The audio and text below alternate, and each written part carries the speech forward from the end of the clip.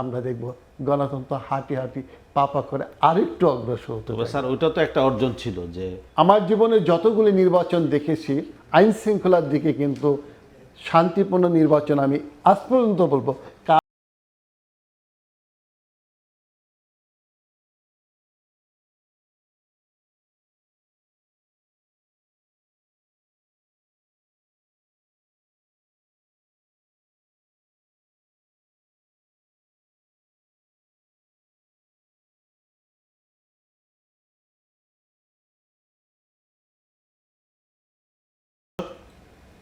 Vintage landmark presents citizenjournal.com democracy and development শীর্ষক আলোচনায় আমাদের আজকের অতিথি ঢাকা বিশ্ববিদ্যালয়ের রাষ্ট্রবিজ্ঞান বিভাগের সাবেক chairman professor doctor Nurul Amin Bepari. Sir, thank you so much. আমরা আলোচনার বিষয়বস্তুর পাশাপাশি সাম্প্রতিক গণতন্ত্র সংক্রান্ত বিষয়গুলো নিয়ে আপনার সাথে আজকে কথা বলবো। শুরুতে বলতে চাই যে মুক্তিযুদ্ধের দীর্ঘ 5 দশক পার হয়ে গেলেও আমরা কিন্তু গণতন্ত্রকে প্রাতিষ্ঠানিক রূপ দিতে পারিনি। এর পিছনে আসলে আপনার একজন রাষ্ট্রবিজ্ঞানী হিসেবে আপনি কি মনে করছেন স্যার? একটা সুন্দর প্রশ্ন করেছেন। আসলে 1971 সালের ডিসেম্বর মাসের 16 তারিখে আমরা যে বাংলাদেশটা পেলাম, এই বাংলাদেশ কিন্তু প্রকৃতপক্ষে স্বাধীন হয়েছিল বেশ কিছু দাবির প্রেক্ষাপটে। তার মধ্যে গণতন্ত্র অন্যতম ছিল। গণতন্ত্র হচ্ছে বাক ব্যক্তির স্বাধীনতা। একটি সমাজে যদি এটি না থাকে তাহলে সমাজ বিকশিত হতে পারে না। পাকিস্তানি শাসন আমলে আমরা দেখেছি এইগুলির অনুপস্থিত ছিল, যার ফলে আমরা দেখি বিরোধী দলের আন্দোলনের প্রেক্ষাপটে স্বাধীনতার যে দিকটা ধাবিত হয় আমাদের দেশটি। স্বাধীন বাংলাদেশে আমরা দেখব আওয়ামী লীগ ক্ষমতায় এসে গণতন্ত্রের পথে যে যাত্রাটা শুরু করলো, সেই যাত্রাটা প্রথমে হচট খেল।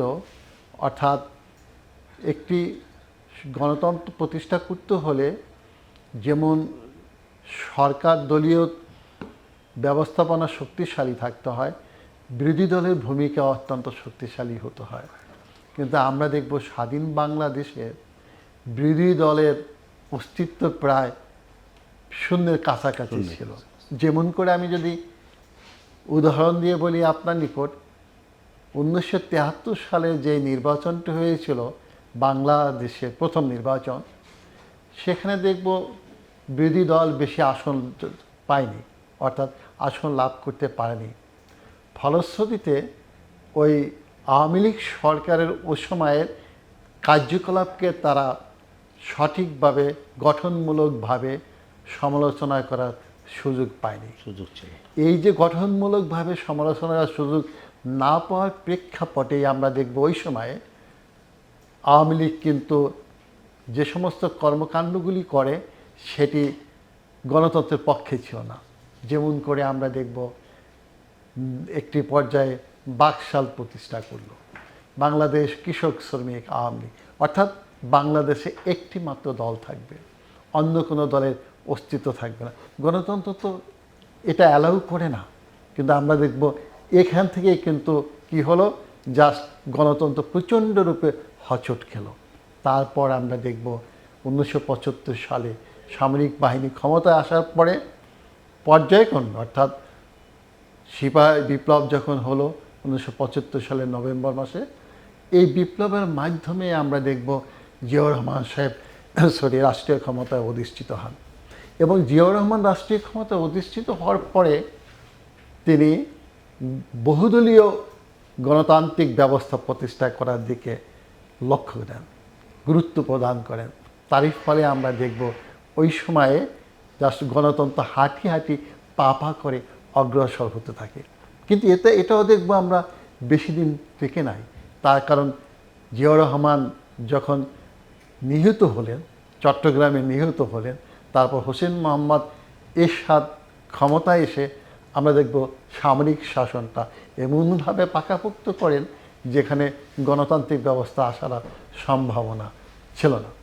আমরা দেখব ও সময় বিরোধী দলগুলো, বিশেষ করে তিন দলীয় ঐক্য জোটের মাধ্যমে বিএনপি নেতৃত্বে একটি, আওয়ামী লীগের নেতৃত্বে একটি, বামদের নেতৃত্বে একটি, এদের মাধ্যমে ঐক্য জোটের মাধ্যমে এরশাদ বিরোধী যে গণ অভ্যুত্থানটা হয়, ওই অভ্যুত্থানের ফলেই কিন্তু আমরা দেখব 91 সালে আবার তত্ত্বাবধায়ক সরকারের অধীনে নির্বাচনের মাধ্যমে এই গণতন্ত্র আবার শুরু হয়, অর্থাৎ আবার নতুন করে হোঁচট খাওয়া গণতন্ত্রের যাত্রা শুরু হলো।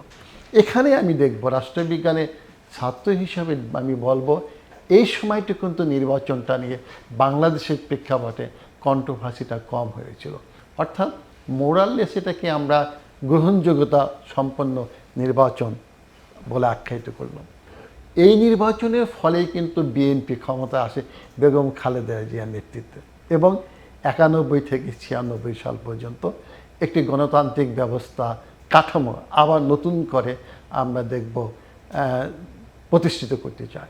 এবং আমি অনেক বিভিন্ন টকশোতে আমি বলে থাকি বাংলাদেশের প্রেক্ষাপটে সবচেয়ে গণতান্ত্রিক ব্যবস্থা ভালোভাবে ফাংশন করেছে বেগম খালেদা জিয়ার সময়, অর্থাৎ 91 থেকে 96, বিশেষ করে একটি বছর বাদ দিয়ে যদি 91 থেকে 95 পর্যন্ত আমি বলবো ইউনিক একদম western parliamentary form of government প্রতিষ্ঠিত হয়েছিল বাংলাদেশে। তার কারণ বিএনপি একটি শক্তিশালী অপোজিশন পেয়েছিল আওয়ামী লীগের নেতৃত্বে, অর্থাৎ ওই যে সরকারের কর্মকাণ্ডগুলো তারা ভালোভাবে outside of the parliament and inside of the parliament সমালোচনা করতে পেরেছিল।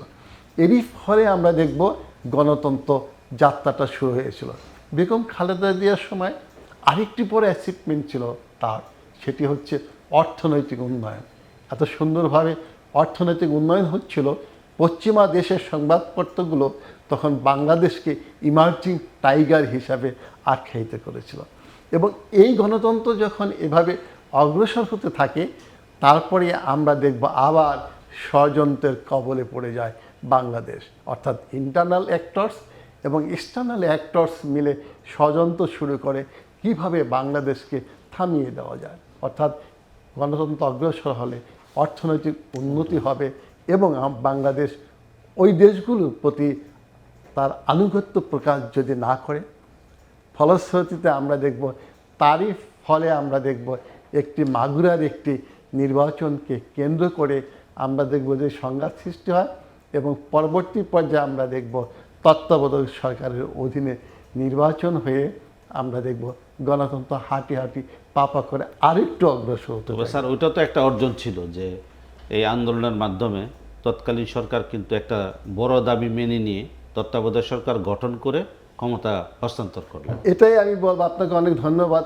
এটাই আমি বলবো বেগম খালেদা জিয়ার যে কন্ট্রিবিউশনটা সবচেয়ে বড় ছিল, এবং তিনি দূরদৃষ্টি সম্পন্ন ছিলেন।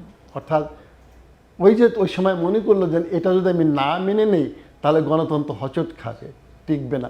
ফলশ্রুতিতে কী করলেন, ওই অপোজিশন পলিটিক্যাল পার্টির দাবি, অর্থাৎ তত্ত্বাবধায়ক সরকার দিতে হবে, এই দাবিটা মেনে নিয়ে আবার একটি নির্বাচন দিল। কারণ 2/3 মেজরিটি যদি না থাকে পার্লামেন্টে পাস করা যাবে না, কনস্টিটিউশন অ্যামেন্ডমেন্ট করা যাবে না।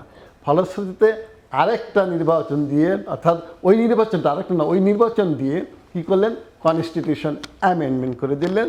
এবং পরবর্তী পর্যায়ে আমরা দেখব নির্বাচন হলো 96 সালে, সেখানে আওয়ামী লীগ ক্ষমতায় আসে তত্ত্বাবধায়ক সরকারের অধীনে। আবার একটি নির্বাচন 2001 সালে যখন হলো, ওই নির্বাচনে কিন্তু বিএনপি ক্ষমতায় আসে। তাহলে দ্বিদলীয় ব্যবস্থা, মেজরিটেরিয়ান ফর্ম অফ গভর্নমেন্ট, যেটা আমরা রাষ্ট্রবিজ্ঞানের ভাষায় বলি, অর্থাৎ আমার দেশে দুটো দল শক্তিশালী, একটা আওয়ামী লীগ আর একটা বিএনপি। সিমিলারলি দেখবো আমরা গ্রেট ব্রিটেনে দেখবো লেবার পার্টি, কনজারভেটিভ পার্টি। মার্কিন যুক্তরাষ্ট্রে ডেমোক্র্যাটরা আর রিপাবলিকানরা দেখবেন ক্ষমতা যা আসে। অর্থাৎ যে প্রশ্নটি হয়তো বা সামনে আপনি করবেন, একটি দেশে ইনস্টিটিউশনগুলো বিল্ড আপ করে যাবে। ফলশ্রুতিতে আমরা দেখব এখানে আবার একটি কনস্পাইরেসি আবার শুরু হয়ে গেল। অর্থাৎ আমরা দেখব পরবর্তী পর্যায়ে 2001 সালের পরবর্তী পর্যায়ে ওয়ার্ল্ড পলিটিক্সটা যখন চেঞ্জ হয়ে গেল, তখন কিন্তু আমরা দেখব বাংলাদেশটা অন্যরূপে আবির্ভূত হলো তাদের নিকট। তারা তখন চিন্তা ভাবনা করলো যে বাংলাদেশ কোন পথে যাবে। -2 ফর্মুলার দিকে আবার। -2 ফর্মুলার দিকে আসলো। একটি অন্যতম কারণ হচ্ছে ওই সময় ইন্টারন্যাশনাল পলিটিক্স ভিন্ন আঙ্গিকে আমরা বিশ্লেষণ করব। অর্থাৎ ওই সময়টি ছিল বিশেষ করে 90 সালে যখন পুরো ইন্টারন্যাশনাল পলিটিক্সটাকে পরিবর্তন সাধিত হলো, সেটি হলো সোভিয়েত ইউনিয়ন যখন ভেঙে যায় তখন মার্কিন যুক্তরাষ্ট্র প্রকৃতপক্ষে আর ইসলামিক স্টেটগুলোর সাথে সম্পর্ক তত রাখতে আগ্রহী ছিল না। অর্থাৎ একটু লক্ষ্য করেন, আগে মার্কিন যুক্তরাষ্ট্র ইসলামিক দেশগুলোর সাথে ভালো সম্পর্ক স্থাপন করেছিল কি জন্য? সোভিয়েত ইউনিয়নের বিরুদ্ধে একটা রাজনৈতিক যেন একটা বন্ধু পাওয়া যায়। ভেঙে যাওয়ার পরে আমরা দেখব একজন লেখক, আমাদের রাষ্ট্রবিজ্ঞানেরই লেখক, হার্ভার্ড বিশ্ববিদ্যালয়ে তিনি শিক্ষক ছিলেন, স্যামুয়েল পল হান্টিংটন একটি বই লেখেন, বিখ্যাত বই ক্লাস অফ সিভিলাইজেশন। এই বইটিকে তিনি লেখে একটি নতুন ন্যারেশন দাঁড় করান, একটি বিশেষ করে বাংলা ইন্টারন্যাশনাল পলিটিক্সের ক্ষেত্রে। সেটা হচ্ছে কি একটি বয়ান, যেটাকে আমরা বলবো সেটা হচ্ছে আগে একটি রাষ্ট্রের সাথে অন্য রাষ্ট্রের যুদ্ধ হতো, এখন একটি রাষ্ট্রের সাথে অন্য রাষ্ট্রের যুদ্ধ হবে না, এখন যুদ্ধ হবে একটি সিভিলাইজেশনের সাথে অন্য একটা সিভিলাইজেশন। যেমন ইন্ডিয়ান সিভিলাইজেশনের সাথে চাইনিজ সিভিলাইজেশনের যুদ্ধ হতে পারে, অথবা অ্যারাবিয়ান সিভিলাইজেশনের সাথে আমেরিকান সিভিলাইজেশন আর ওয়েস্টার্ন সিভিলাইজেশনের যুদ্ধ হতে পারে। ফলশ্রুতি এটারই আমরা দেখব একটা নমুনা দাখিল হলো 9/11-এ মার্কিন যুক্তরাষ্ট্র দেখব টুইন টাওয়ার যখন ধ্বংস হলো। অর্থাৎ ওটাকে কেন্দ্র করে তখন আইএস নামে একটা গুপ্ত সংগঠন, যেটা ইসলামিক সংগঠন যেটা তৈরি করা হলো, এটা প্রকৃতপক্ষে মার্কিন যুক্তরাষ্ট্র তৈরি করেছিল। এবং যেই বন্ধু ছিল ইসলামিক দেশগুলো, তাদের সাথে কিন্তু সংঘাত শুরু হয়ে গেল। এবং আফগানিস্তানে দেখবেন ক্রাইসিস শুরু হয়ে গেল, টার্গেট করলো তারা। এবং এখান থেকেই আমরা দেখব বাংলাদেশের রাজনীতির পরিবর্তন হলো। এটা বারবার ইন্টারাপ্ট করা হয়েছে। হ্যাঁ। তো স্যার, এই যে আমরা যে ধারাবাহিকতাটা রক্ষা করতে পারলাম না, আমরা এমন কি পদ্ধতি যদি আমরা অবলম্বন করতাম, বা বাংলাদেশ সরকার অথবা রাজনৈতিক দলগুলো এক হয়ে অথবা সবাই মিলে, সরকারি দল বিরোধী দল, যে গণতন্ত্রটাকে প্রাতিষ্ঠানিকভাবে চালিয়ে নেওয়া যাওয়া, যেমন আমাদের মালয়েশিয়াতে আমরা দেখি যে যাই হোক নির্বাচন হচ্ছে, ভারতে যাই হোক নির্বাচন হচ্ছে, ইভেন পাকিস্তানেও যাই হোক ইলেকশন হয়ে যাচ্ছে, যেটা থেকে আমরাও অনেক সময় পিছিয়ে যাচ্ছি। আমাদের অনেক সময় গণতন্ত্রহীনতা থাকে, অথবা নির্বাচন হলেও নির্বাচনের বাইরে অসংখ্য মানুষ থাকতেছে। এমনও ভোট কেন্দ্র আমরা দেখেছি যে একটি ভোট কেন্দ্রে ভোটারও যায় নাই, এমন ভোট কেন্দ্র বিগত সরকারগুলোর সময় আমরা দেখেছি। তো এটা থেকে আমরা কিভাবে বেরিয়ে আসতে পারি? আপনার প্রশ্নটা ভালো প্রশ্ন হচ্ছে। এটা থেকে বেরিয়ে আসার একটা পদ্ধতি আছে, সেটা গণতন্ত্রে আমাদের শিখিয়েছে। সেটি হচ্ছে গণতন্ত্রকে আমরা যেটা বলি, এই যে দেখেন আজকে নির্বাচন নিয়ে, কাল পরশুদিন নির্বাচন হবে, পুরো ঈদের মতো হচ্ছে। কিন্তু প্রশ্ন হচ্ছে এটি বাঞ্ছনীয়, কিন্তু আমরা এটাকে শুধু ইলেকট্রাল ডেমোক্রেসি হিসাবে আখ্যায়িত করলে চলবে না। অর্থাৎ ওই নির্বাচনমুখী গণতন্ত্র হলে হবে না। নির্বাচন একটি অপরিহার্য অংশ গণতন্ত্রের, কিন্তু এই নির্বাচনের মাধ্যমে যারা সংখ্যাগরিষ্ঠ ভোট পেয়ে, আসন পেয়ে যারা ক্ষমতায় যাবে, তাদের ওই গণতন্ত্রের স্বার্থে কিছু ইনস্টিটিউশন বিল্ড আপ করতে হবে। ওই ইনস্টিটিউশনগুলি প্রকৃতপক্ষে গণতন্ত্রকে আপনার টিকিয়ে রাখবে। যেমন করে আইনসভা, শাসন বিভাগ, বিচার বিভাগ, নির্বাচন কমিশন, এগুলি মানবাধিকার, মিডিয়া, এইগুলি যদি ইনস্টিটিউশনগুলি যদি গড়ে না ওঠে, তাহলে কিন্তু গণতন্ত্র টেকসই হবে না। তার কারণ হচ্ছে এই ইনস্টিটিউশনগুলি কিন্তু গণতন্ত্রকে রক্ষা করবে। আমি সহজভাবে একটি উদাহরণ দিচ্ছি, বিখ্যাত উদাহরণ। আপনারা অরঙ্গজেবের নাম আমরা সকলেই শুনেছি। অরঙ্গজেব যখন ভারতের শাসক হলেন, দিল্লির শাসক হলেন, তখন তার পিতাকে বন্দি করলেন এবং একটি চিরকুট দিয়ে একটি চিঠি লিখেছিলেন। চিঠি কী ছিল? চিঠিতে যে লেখাটি পড়ে সম্রাট শাহজাহান উত্তর দিয়েছিল। চিঠিতে লেখা ছিল, হে পিত, তুমি শুনে অবাক হয়ে যাবা, আজ তোমার পুত্র অরঙ্গজেব এমন একটি সাম্রাজ্য প্রতিষ্ঠা করেছে ভারতবর্ষে, যেটি তোমার পিতামহ সম্রাট আকবর দি গ্রেটের চেয়েও বিশাল সাম্রাজ্য। এই চিঠিটি পাওয়ার পরে সম্রাট শাহজাহান উত্তর দিয়েছিলেন, হে পুত্র, তোমার চিঠিটি পুরোপুরি আমি পড়েছি, পড়ার পরে আমি আতঙ্ক অনুভব করলাম। কি আতঙ্ক? যে মোগলদের একটা নীতি ছিল, মোগলরা প্রতিবেশী ছোট ছোট স্টেটগুলোকে তারা দখল করতো না। তো কী কারণ? ওই প্রতিবেশী স্টেটের বাইরে যারা স্টেট, বড় স্টেট, তারা যখন মোগলদের আক্রমণ করবে, ওই আক্রমণের আগেই ওই ছোট বন্ধুত্বপূর্ণ দেশগুলি মোগলদের দিল্লিতে খবর পৌঁছাতো যে তোমাদের শত্রুরা আক্রমণ করেছে। ওরা বাফার স্টেট হিসাবে ছিল, অর্থাৎ ওরাই আমাদের এই সাম্রাজ্য সার্বভৌমত্ব রক্ষার জন্য সাহায্য করেছে। তুমি এই ছোট ছোট দেশগুলিকে দখল করে নিচ্ছ, অর্থাৎ আমি আতঙ্কিত মোগল সাম্রাজ্যের পতন হয় কি না। পরবর্তী পর্যায়ে দেখবেন আকবরের পরে হল। আমি এটা উদাহরণ কেন দিলাম? আওরঙ্গজেবের পর তো পতন শুরু। হ্যাঁ, আমি উদাহরণ কেন দিলাম? ওই যে গণতন্ত্রের পতন কেন আওয়ামী লীগের সময় শুরু হলো। অর্থাৎ আধুনিককালে ছোট ছোট স্টেট ওভাবে তো রাখবে না। আধুনিককালে এই গণতন্ত্রকে রক্ষা করার জন্য, সার্বভৌমত্বকে রক্ষা করার জন্য কি হচ্ছে, ওই ইনস্টিটিউশনগুলো, ছোট ছোট ইনস্টিটিউশনগুলোকে ডেভেলপ করতে হবে। তারাই কিন্তু আপনার সার্বভৌমত্ব রক্ষা করবে। আমরা দেখব কি বিগত 5-15 বছরে ওই ছোট ছোট ইনস্টিটিউশন, ছোট ছোট বলবো না, গুরুত্বপূর্ণ রাষ্ট্রীয় ইনস্টিটিউশনগুলো যখন ফাংশন করলো না, তখনই দেখবেন পতন হয়ে গেল, অনিবার্য পতন হলো। থ্যাংক ইউ স্যার, সুন্দর আলোচনা করছেন। তো আশা করি দর্শকরা আরও ভালো শুনতে। স্যার, এই যে আমরা দেখতেছি যে রাত পোহালেই তো নির্বাচন, এই নির্বাচন তো অনেক কাঙ্ক্ষিত একটা নির্বাচন। তারপরেও মানুষের মধ্যে যে আমরা দেখলাম ঢাকা শহর অর্ধেক খালি হয়ে গেছে অলরেডি, হয়তো কালকে আরও খালি হয়ে যাবে। তো এটাতে কি কি চ্যালেঞ্জ দেখছেন? আপনাকে ধন্যবাদ জানাই, আমি নিজে আনন্দ প্রকাশ করছি এর জন্য। 12 তারিখে যে নির্বাচনটি হবে, নির্বাচনটি বাংলাদেশের জন্য অত্যন্ত গুরুত্বপূর্ণ। কারণ এই নির্বাচনটি এমন এক প্রেক্ষাপটে হচ্ছে, অর্থাৎ গণতন্ত্র প্রতিষ্ঠার আকাঙ্ক্ষা বাঙালিদের, সেটা বাস্তবায়ন হবে কি হবে না, এটা নির্ভর করবে 12 তারিখের নির্বাচনটি।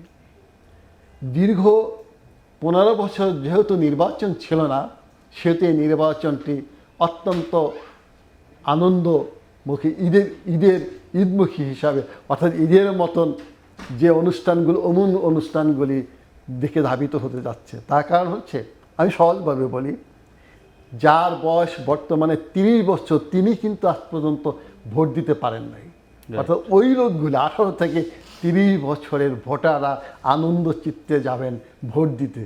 এই যে ভোট, এটা যে কত আনন্দ, এটা তিনি প্রকাশ করতে যাবেন। কি জন্য? যে এই যে আমার দেশের মালিক আমি, আমার মালিকানা প্রতিষ্ঠা করার জন্যই ভোট হচ্ছে। আমার কনস্টিটিউশনের যে মালিকানা, সেই মালিকানা কিন্তু দেশে 18 কোটি জনগণ, সে 18 কোটি জনগণের পক্ষ হয়েই ভোটাররা কিন্তু ভোট দিতে যাচ্ছেন। কি জন্য? তাদের নির্বাচিত একটি সরকার, তাদের সরকার প্রতিষ্ঠা করার জন্য। এই সরকারটি হবে ক্ষমতায় যাওয়ার জন্য না, আপনার দায়িত্ব পালনের জন্য। আমরা কিন্তু একটি ভুল ব্যাখ্যা সবসময় বলি, ক্ষমতাসীন না, ক্ষমতা দায়িত্বশীল। পার্লামেন্টারি ফর্ম অফ গভর্নমেন্টের সবচেয়ে বিউটি হচ্ছে দায়িত্বশীল সরকার। এই 5 বছরের জন্য তুমি অঙ্গীকার করছো। ওই যে বিএনপি, জামাত সহ বিভিন্ন রাজনৈতিক দলগুলো, তারা কি করেছে? ইলেকশন ইস্তেহার দিয়েছে, নির্বাচন ম্যানিফেস্টো যেটাকে, ইলেকশন ম্যানিফেস্টো যেটাকে, ওখানে কিন্তু বলছে আমাকে ভোট দাও, আমি তোমাকে সুন্দর সরকার দেব, আমাকে ভোট দাও, আমি ফ্যামিলি কার্ড দিব, আমাকে ভোট দাও, আমি কৃষক কার্ড দিব। এই কথাগুলি কী করে অঙ্গীকার করেছে, কমিটমেন্ট। জামাত ইসলামে কিন্তু অঙ্গীকার করেছে আমি এটা দেব, ওটা দেব। জয়লাভের পরে তুমি ক্ষমতায় না, দায়িত্ব যেটা নিয়েছো, ওই দায়িত্বগুলি পালন করার জন্য, এই দায়িত্বগুলো তুমি পালন করতেছো কিনা। যদি তুমি ওই দায়িত্বগুলো পালন না করো, আবার 5 বছর পরে তুমি আমার নিকট ফিরে আসবে। ওই 5 বছর আমি বলবো তুমি এই দায়িত্বগুলি, তোমার অঙ্গীকার তুমি রক্ষা করো, কমিটমেন্ট রক্ষা করো নাই, দায়িত্ব পালন করো নাই, বিধায় আমি আর তোমাকে দায়িত্ব দেব না, ভোটের মাধ্যমে দায়িত্ব দেব না। অর্থাৎ তাহলে কি হবে, একটা সুন্দর সমাজ প্রতিষ্ঠা দেবে, আইনের শাসন প্রতিষ্ঠিত হবে, অর্থাৎ বসবাসযোগ্য একটি কল্যাণমূলক রাষ্ট্র প্রতিষ্ঠিত হবে। সেটাই আমরা আশা করতেছি এই 12 তারিখের নির্বাচনের মাধ্যমে হয়তোবা আমরা আমাদের ওই কাঙ্ক্ষিত পথে পৌঁছে যাওয়ার জন্য প্রথম পদক্ষেপটা দিচ্ছি। আমরা দেখছি নির্বাচনে সহিংসতা নিয়ন্ত্রণে অথবা পরিচালনার জন্য বিপুল সংখ্যক আইনশৃঙ্খলা বাহিনী মোতায়েন হচ্ছে এবং সশস্ত্র বাহিনীর সকল বিভাগ থেকে বিভিন্ন বাহিনী অংশগ্রহণ করতে হচ্ছে দেশের স্বার্থে, এবং তাদের মধ্যে ইতিবাচক সাড়া লক্ষ্য করা গেছে।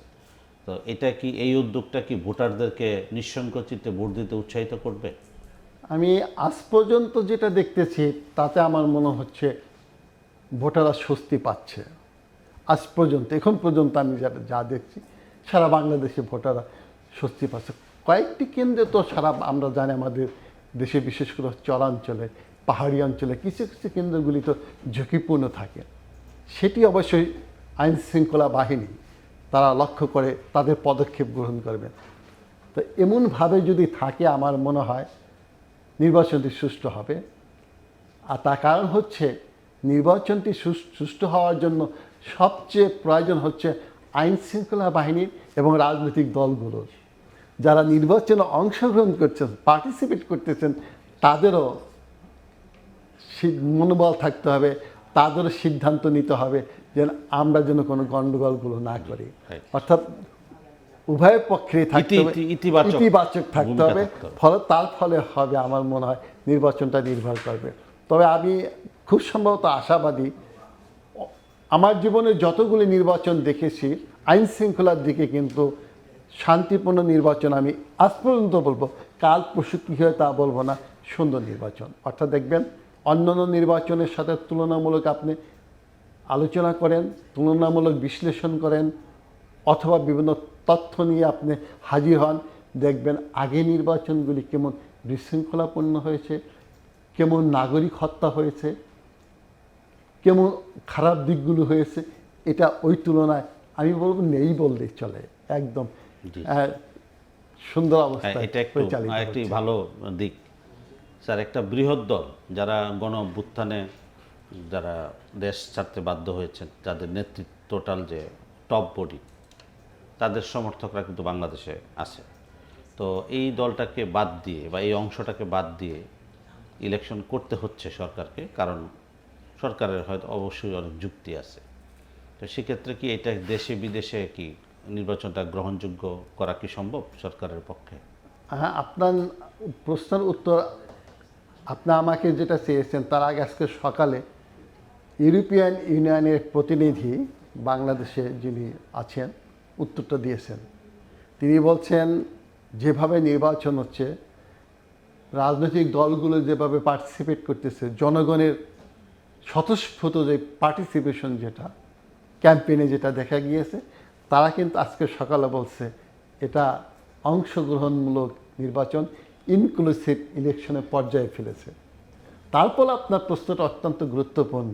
যেন আগে আমাদের দেশে আমরা দুটো দল, একটা আওয়ামী লীগ, একটা বিএনপি, এই দুটো দল অংশগ্রহণ না করলে ওটাকে ইনক্লুসিভ পার্টিসিপেটরি নির্বাচন বলা হতো না, অংশগ্রহণমূলক নির্বাচন বলা হতো না। সেই ক্ষেত্রে আওয়ামী লীগ একটি দল, সেই দলের বড় ভোটাররা কিন্তু ভোট দিচ্ছে। আমার ক্লিয়ার? ভোটাররা কিন্তু পরশুদিন ভোট দিবে। আমি আমার কথা বলি, আশাবাদী কেন আমি প্রমাণ দিয়ে দিচ্ছি। মাদারীপুর, ফরিদপুর, শরীয়তপুর, তার আশেপাশের ডিস্ট্রিক্টগুলি আমাদের গবেষণার জন্য আমরা যেটা আমাদের কাজে লাগছে সেটা আপনাকে এখানে বলছি। সেখানে কিন্তু আওয়ামী লীগের নেতাকর্মীরা নির্বাচনে অংশগ্রহণ করে ফেলছেন। যদিও গত করলে আমি দেখব জয় অথবা তার আগে সে আওয়ামী লীগের আগের সরকার, অর্থাৎ পতিত সরকারের প্রধানমন্ত্রী শেখ হাসিনা ওয়াজেদ কিন্তু নির্বাচন বয়কট করতে বলছেন। কিন্তু আপনি একটু খোঁজ খবর নিয়ে দেখেন, আওয়ামী লীগের পার্লামেন্ট মেম্বার বিদেশ থেকে অর্ডার দিচ্ছে কাদের? ওই তাদের ইউনিয়ন কাউন্সিলের চেয়ারম্যানদের, উপজেলার চেয়ারম্যান, ভাইস চেয়ারম্যানদের তোমরা নির্বাচনে অংশগ্রহণ করো। এবং কার পক্ষে করছে সেটা আপনি প্রশ্ন করলে আমি বলে দিতে পারি। সেটা হয়তো যার যার মতো করে, যার যার মতো, বিশেষ করে এক এলাকায় তারা বলতেছে যে তোমরা ওই পার্টিটাকে ভোট দিয়ে দাও, অর্থাৎ তারা যেন জয়লাভ করলে কী হবে, ভবিষ্যতে ভবিষ্যতে ওই যেটা বলছেন আমাকে ডেমোক্রেটিক আমাকে সিস্টেম গণতান্ত্রিকভাবে গণতান্ত্রিক কার্যকলাপে অংশগ্রহণ করতে দেবে কিনা, অর্থাৎ ওই ইনক্লুসিভ নির্বাচনে আমরা অংশগ্রহণ পরবর্তী করতে পারবো। নির্বাচন যাতে হ্যাঁ, ইনক্লুসিভ হয়। এবং সেটাও কিন্তু দেখবেন ওইটার একটা অংশ হিসাবে তারা যেহেতু অংশগ্রহণ করতেছে, এটাকে আমরা ইনক্লুসিভ ইলেকশন বলতে পারি।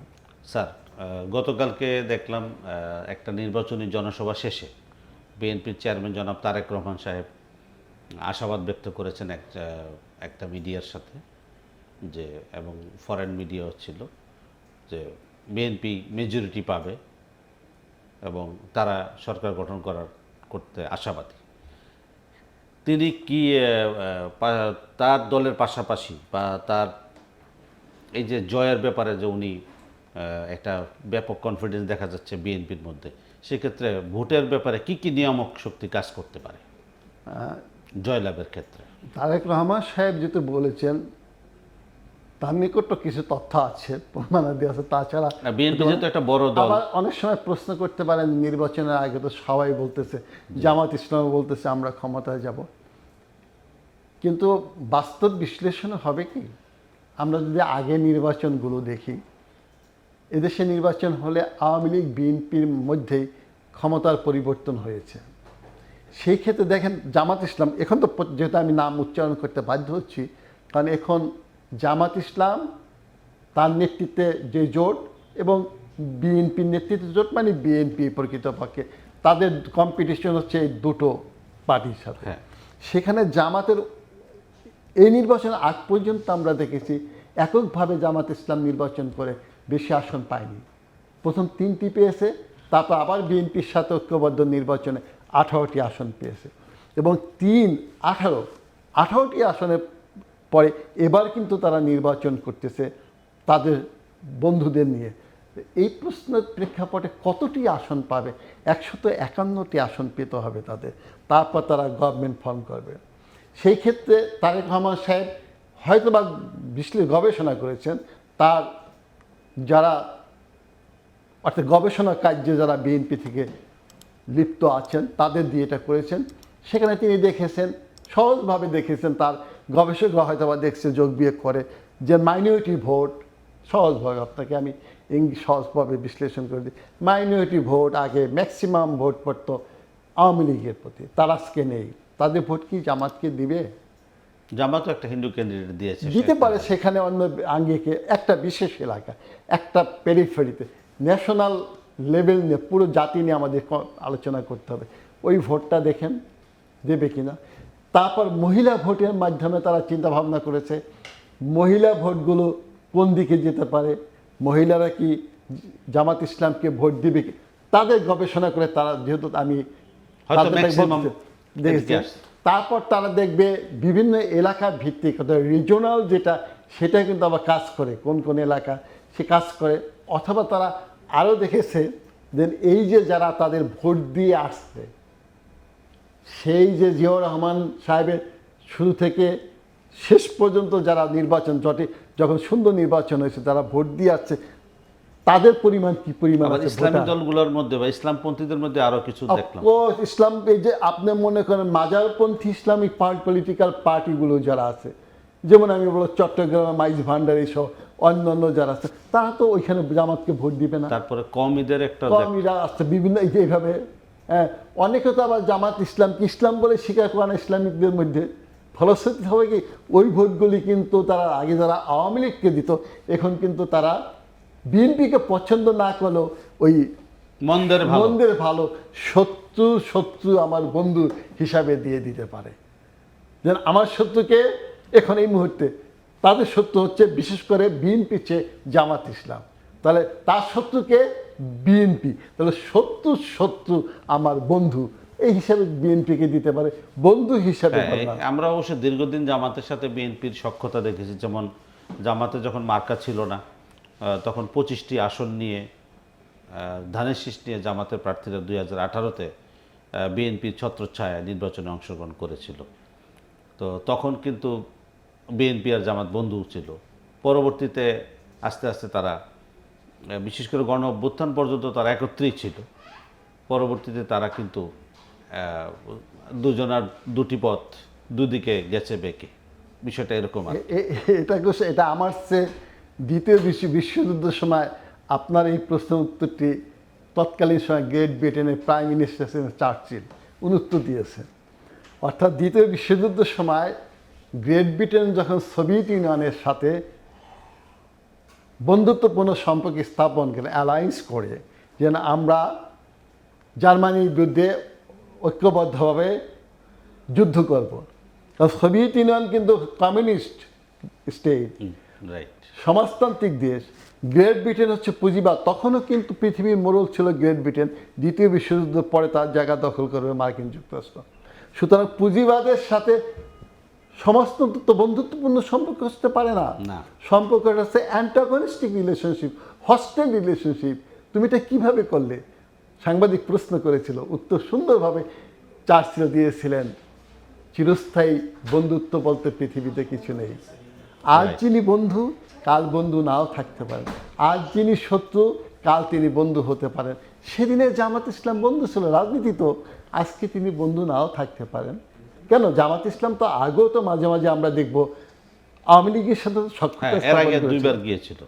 86 সালে নির্বাচনে হোসেন মোহাম্মদ এরশাদের সময় নির্বাচনে গিয়েছিল না আওয়ামী লীগ, জামাত ইসলামের সাথে করেছে।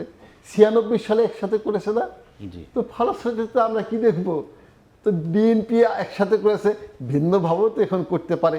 সেটাই তো আমরা এখন দেখতেছি। হ্যাঁ, এটা অবশ্য গণতন্ত্রের beauty. This is the beauty of the democracy. G sir. তো স্যার, নির্বাচনের ফলাফল নিয়ে আমরা দেখি যে অনেক ব্যক্তি, অনেক ইনফ্লুয়েন্সার, তারপরে অনেক যারা টেলিভিশনে অনেক ইন্ডিভিজুয়াল চ্যানেল পরিচালনা করে, ব্যক্তিগত থাকে, তাদের ভয়েস থাকে, তারা অনেক জরিপ দিচ্ছে, অনেক প্রতিষ্ঠান অনেক জরিপ দিচ্ছে, অনেকে সাংবাদিক সম্মেলন করে ফলাফলের একটা প্রেডিকশন দিচ্ছে। সেক্ষেত্রে স্যার, আমরা কি আপনার জন্য যদি সমস্যা না হয়, এরকম কোনো প্রেডিকশন আমরা কি পাইতে পারি আপনার কাছ থেকে? আমিও ওই রকম ভবিষ্যৎবাণী করব না। আমি বাস্তব দিক দিয়েই বলবো। সেটা হচ্ছে জামাত ইসলামের ভোট কিছু বাড়বে, এটি সত্যি। জামাত ইসলামের ভোট বাড়বে, যতটুকু ভোট বাড়বে তত আসন নাও বাড়তে পারে। কিভাবে ভোট বাড়বে আমি সহজভাবে আপনাকে উদাহরণ দিচ্ছি। ঢাকা বিশ্ববিদ্যালয়, চট্টগ্রাম বিশ্ববিদ্যালয়, রাজশাহী বিশ্ববিদ্যালয়, জগন্নাথ বিশ্ববিদ্যালয়, এই যে নির্বাচনগুলো আমরা দেখেছি, সেখানে জামাত সমর্থিত ছাত্র শিবিরের প্যানেলটাই কিন্তু জয়লাভ করছে। তাহলে ইয়াংদের মধ্যে কিছু ভোট বাড়তেছে। ওই 24-এর অভ্যুত্থানে কিন্তু জামাতের রোলটা পজিটিভ ছিল, নট নেগেটিভ। সিমিলারলি বিএনপিরও কিন্তু 24-এর অভ্যুত্থানে পজিটিভ ভোট। এখন ন্যাশনাল লেভেলে জামাত কিন্তু অত ভোট পাবে না। এই ভোটগুলি কিন্তু ভাগ হয়ে যাবে, এক একটা কনস্টিটিউয়েন্সিতে ছোট ছোট আকারে চলে যাবে। এবং এটি কিন্তু শহরে যতটুকু প্রভাব বিস্তার করতে পারবে সেটি গ্রামে কিন্তু পারবে না। ফলশ্রুতিতে ওইভাবে আমরা যদি বিশ্লেষণ করি, তাহলে দেখব জামাতের ভোট বাড়বে কিন্তু আসন বাড়বে না। আসন ওই অনুপাতে বাড়বে না যে অনুপাতে আমরা শহর বিশ্ববিদ্যালয়গুলোতে দেখেছি। ওইভাবে কিছু আসন বাড়বে। আমি সেটাকে পজিটিভ মনে করব। কেন?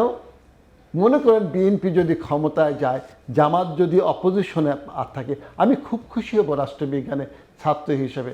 তার কারণ শক্তিশালী অপোজিশন পলিটিক্যাল পার্টি যদি পার্লামেন্টে না থাকে, তাহলে গণতন্ত্র প্রতিষ্ঠিত হয় না। যেমন করে আমরা 15টি বছর দেখেছি কোনো অপোজিশনই ছিল না, গণতন্ত্র টেকে নাই। আরেকটি উদাহরণ আমরা দিচ্ছি। 1958 সালে পাকিস্তানে যখন সামরিক বাহিনী ক্ষমতা দখল করে, ফিল্ড মার্শাল মোহাম্মদ আইয়ুব খান ক্ষমতায় এসে একটা কমিশন করেছিল, 3 সদস্য বিশিষ্ট কমিশনকে কি জন্য করলো? যে কি জন্য পাকিস্তানে parliamentary form of government fail করলো, failure of the parliamentary form of government in Pakistan. ওই কমিশন 3টি কারণ দিয়েছিল। একটি হচ্ছে যে পাকিস্তানি শক্তিশালী অপোজিশন পলিটিক্যাল পার্টি ছিল না, and the interferences of the head of the state, অর্থাৎ হেড অফ দ্য স্টেট রাষ্ট্রপতি কি করছে? অযাচিত হস্তক্ষেপ করেছে পার্লামেন্টের উপরে। তারপর কি করেছে? অর্থাৎ গণতন্ত্রকে বিকশিত হওয়ার জন্য যেই কাজটি করেছে সেটি হলো গণতান্ত্রিক পরিবেশ সৃষ্টি করার জন্য যে প্রয়োজন ছিল সেটি আমলারা হতে দেয়নি। তাহলে আমরা দেখবে আপনার প্রশ্নের উত্তর একটা, সহজ, অন্যগুলি পরে করব। শক্তিশালী অপোজিশন অপরিহার্য। জামাত ইসলাম যদি ভালো আসন পায়, বিএনপি যদি গভর্নমেন্ট ফর্ম করে, আমার মনে হয় সংঘাতে না গিয়ে মেনে নেওয়া উচিত। আবার জামাতও যদি বেশি আসন পেয়ে গভর্নমেন্ট ফর্ম করে, বিএনপি মেনে নেওয়া উচিত। এই গণতান্ত্রিক দৃষ্টিকোণ থেকে যদি আমরা বিশ্লেষণ করি। জি স্যার, এটা গণতন্ত্রের জন্য তো এটা খুব অপরিহার্য যে একটা শক্তিশালী বিরোধী দল। তো একজন রাষ্ট্রবিজ্ঞানী এবং একজন সুনাগরিক হিসাবে আপনি আগামী যে নির্বাচিত সরকার যেটা আসতেছে তার কাছে আপনি কি প্রত্যাশা করেন? আমি রাষ্ট্রবিজ্ঞানী হিসাবে এবং নাগরিক হিসাবে বলবো, নেক্সটে যে গভর্নমেন্টটি আসে তার অত্যন্ত বড় বড় চ্যালেঞ্জের সম্মুখীন হবেন, বিশাল চ্যালেঞ্জের সম্মুখীন হবেন। একদিকে যারা অপোজিশনে থাকবে তারা বিভিন্ন সমস্যার সামনে তুলে নিয়ে আসবে। অর্থনৈতিক সমস্যা যেটা সবচেয়ে বড়, অর্থাৎ আমাদের অর্থনীতি প্রায় ভেঙে চুরমার হয়েছে। ব্যাংকগুলোর দিকে তাকান, প্রায় 24টি ব্যাংক কিন্তু ফাংশনই করতে পারে না, যে কষ্ট করে ফাংশন করাচ্ছে। টাকাগুলি তো লুটেরা পুঁজিপতিরা নিয়ে গেছে বিদেশে। ওই টাকাগুলি আনার জন্য পদক্ষেপ গ্রহণ করবে কিনা? 24-এর অভ্যুত্থানের যে স্পিরিট, সেই স্পিরিটটাকে সম্মান দেখিয়ে যারা ওই সময় হত্যা করেছে, 1.5 মাসে যারা 1400 ছাত্র জনতাকে হত্যা করেছে, 30,000 আহত করেছে, এই বিচারটা কিন্তু সামনে আসবে।